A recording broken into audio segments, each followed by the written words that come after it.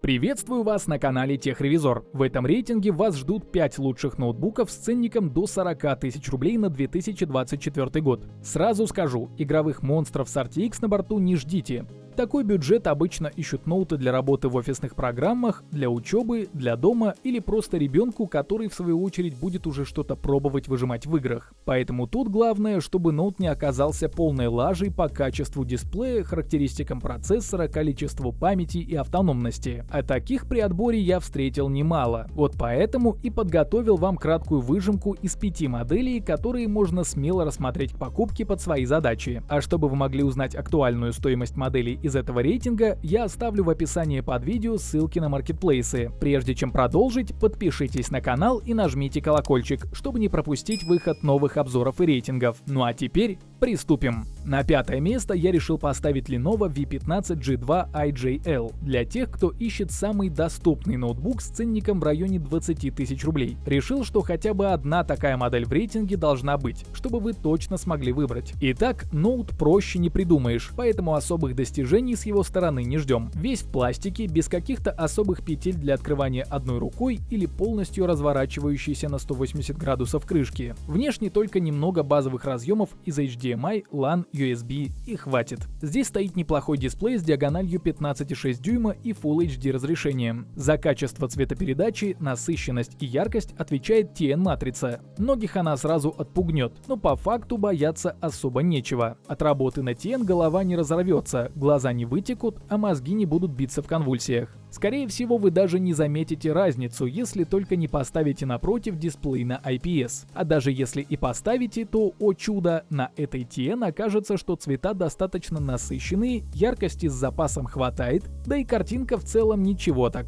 Так что для работы, просмотра фильмов и серфинга по соцсетям этого хватает. А вот по производительности есть слабоватое место. Celeron N4500 называется. Ну и плюс оперативная память на 8 ГБ DDR4 и 256 ГБ постоянной SSD. В совокупе ноут максимум тянет рутинные задачи. Никаких игр, тяжелых программ, куча открытых вкладок и забитых фоновых процессоров. Хотя такой камень только положительно влияет на автономность. Хотя у этого Lenovo самая маленькая батарейка в топе на 38 Вт-час. Целый 8-часовой рабочий день он отпахать может, даже еще останется. 4 место занимает Asus VivoBook 17. Еле смог урвать ноут с диагональю экрана в 17,3 дюйма. Если 15,6 для вас маловато, решайтесь на вот этого 17-дюймового. Разрешение тут Full HD, матрица IPS. Впрочем, ничего плохого сказать не могу, разве что плотность пикселей немного ниже, чем у ноутов с 15 диагональю. Но разница не так велика, чтобы зернистость по глазам била. А вот в работе или при просмотре фильма дополнительная площадь экрана точно пригодится. Яркости тут хватает, цветопередача тоже хороша, так что жаловаться не на что. Из приятного процессор помощнее. Сюда Asus поставили Pentium Gold 8505, 5 ядер, 6 потоков, 7-нанометровая база, увеличенная кэш-память и повышенная тактовая частота. Все эти первостепенные параметры на голову выше, чем у прошлого Celeron. Хоть и не совсем этично сравнивать ноутбуки в 2 раза отличающиеся по цене. По памяти расклад такой: те же 8 ГБ DDR4 в оперативке, но уже 512 ГБ у SSD, что все равно приятнее, чем 256 ГБ. А для тех, кто смотрит на перспективу, можно будет самому доставить еще 8 ГБ ОЗУ. Так что железо здесь гораздо мощнее. Хоть и ноутбук все равно не стоит проверять в играх или каких-нибудь хардкорных рабочих программах из пакета Adobe. Но в целом Asus прям уверенно летает в Excel, загружает тяжелые файлы и быстро работает в браузере. Для офисной работы и комфортного досуга тут есть все, в том числе и фронтальная камера, и подсветка клавиатуры, и разъемы, даже USB Type-C. А главное, на 17 дюймах. На 3 место я поставил Huawei MateBook D MDF-X. Это наоборот компактный ноутбук с диагональю экрана 14 дюймов. Специально подобрал такой, чтобы с ним удобно было кататься, носить с собой на встречи, на пары, на работу. Ноутбук в размерах небольшой, весит всего 1,4 килограмма. Как раз то, что нужно. Только тут уже полностью алюминиевый корпус, из-за чего ноут в целом ощущается с приятной тяжестью. Такой совсем не стыдно достать где-нибудь в кафе или в коворкинге. На диагональ в 14 дюймов сделали обычное Full HD HD разрешение. В базе IPS-матрица. Яркость чуть повыше, чем у прошлого Asus. И все те же 60 Гц частота обновления. Для работы и приятного времяпрепровождения всего хватает.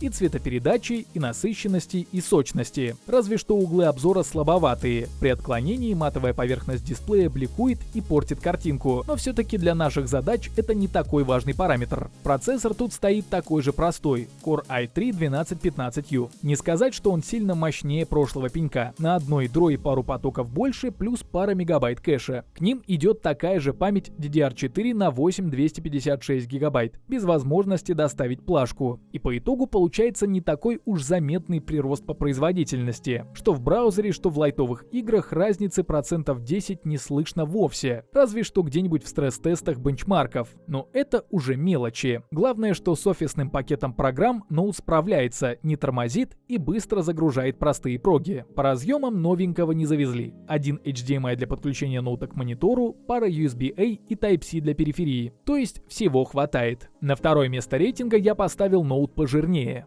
May-Ben P415. Да, не от самого известного производителя, но с очень неплохими параметрами дисплея. 15,6 дюйма, IPS-матрица и разрешение 3000 на 2000 пикселей. Вот это я понимаю, детализированная картинка с высокой плотностью пикселей. Очень приятный для глаз дисплей с сенсором, которому, на мой взгляд, не хватает только повышенной частоты обновления. Хотя за такие деньги такое разрешение все равно жирно выглядит. Особенно хорошо для тех, кто работает с обработкой фотографий или каким-нибудь фотошопом на начальном уровне. Для серьезных спецов все-таки сложно посоветовать. Но весь затык не в экране, а именно в слабом процессоре i3-1115G4. Все-таки 2 ядра, 4 потока и простое графическое ядро Intel UHD Graphics. Тяжелым программам нужно больше, в том числе и память бы помощнее. Изначально конфиг из DDR4 на 8512 гигабайт дополнить нельзя. Поэтому если вы даже просто для работы или досуга купите этот ноут, будет тоже хорошо, по крайней мере, вашим глазам. Но у меня остался последний вариант на случай, если вы ищете что-то помощнее. Его рассмотрим следующим, так что не переключайтесь. Этот My-Ben покорил еще своей батарейкой на 77 Вт-часов, самый большой параметр в рейтинге. Живет ноут долго, часов 9-10 в зависимости от активности, то есть с автономностью проблем здесь нет.